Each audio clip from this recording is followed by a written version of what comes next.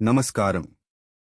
ఈరోజు మనం భగవద్గీతలోని అర్జున విషాద యోగం నుండి శ్లోకం 41 గంభీరమైన భావాన్ని తెలుసుకుందాం. శ్లోకం: కులక్షయే ప్రణశ్యంతి కులధర్మాః సనాతనాః ధర్మే నష్టే కులం కృత్స్నం అధర్మోభిభవత్యుత. భావం: అర్జునుడు ఇలా అంటున్నాడు, కులనాశనం జరిగితే ఆ కుటుంబానికి సంబంధించిన సనాతన ధర్మాలు నశిస్తాయి.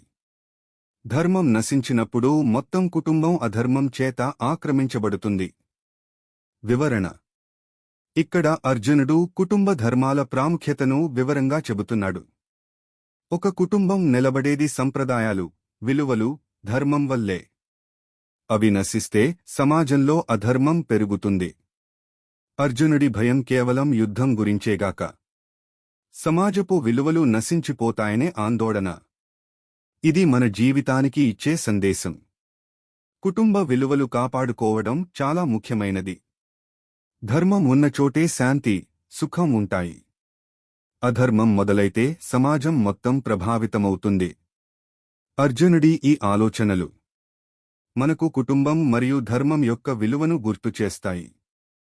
ఇలాంటి భగవద్గీత శ్లోకాల అర్థం తెలుసుకోవాలంటే మా ఛానల్ను సబ్స్క్రైబ్ చేయండి. వీడియో నచ్చితే లైక్ షేర్ చేయండి. ధన్యవాదాలు.